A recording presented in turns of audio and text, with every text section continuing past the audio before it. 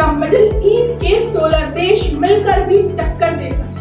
अमेरिकी राष्ट्रपति ने सीज फायर का ऐलान किया, पर क्या है अंत या शुरुआत? अमेरिका के सैन्य ताकत वर्सेस मिडिल ईस्ट देशों की संयुक्त क्षमता, कौन है भारी? अर्थव्यवस्था, हथियार, वैश्विक प्रभाव, किसके पास है असली पावर? नमस्कार दोस्तों, मैं रूपम जायसवाल और आप देख रहे हैं प्राइम भारत।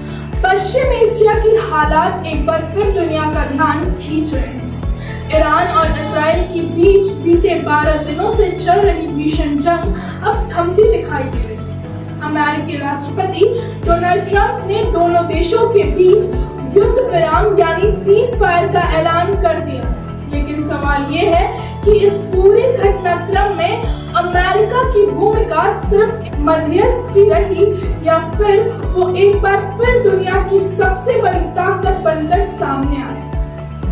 अमेरिका ने न सिर्फ इस संबंध में हस्तक्षेप किया, बल्कि ईरान पर हमले की चेतावनी देकर ये भी बता दिया है कि वो आज भी वैश्विक राजनीति में सबसे निर्णायक ताकत है।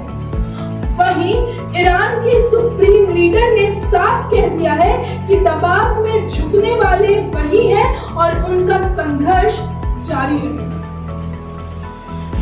अब अगर बात सैन्य ताकत की करें तो अमेरिका $870 बिलियन की रक्षा बजट और आधुनिकतम हथियारों से लैस है।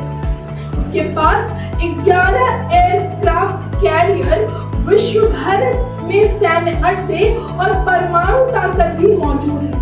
वहीं मिडिल ईस्ट के देशों जैसे सऊदी अरब, ईरान, इस्राएल की सामूहिक ताकत मजबूत जरूर है, लेकिन अमेरिका के सामने फीकी नजर आती है। आर्थिक पहलू पर आए तो अमेरिका $25.5 ट्रिलियन की जीडीपी के साथ सबसे बड़ी वैश्विक अर्थव्यवस्था है। इसके मुकाबले मिडिल ईस्ट के देश तेल और गैस पर निर्भर है, जिनकी अर्थव्यवस्था सीमित और कम विविध है।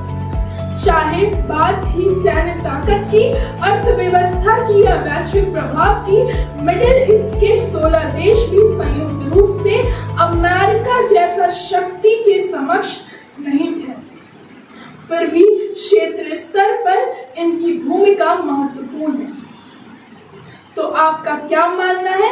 क्या आने वाले वक्त में मिडिल ईस्ट देश अमेरिका को चुनौती दे पाएंगे? आपकी इस पर क्या राय है? हमें कमेंट में जरूर बताएं और ऐसी खबरों के लिए देखते रहिए प्राइम भारत न्यूज।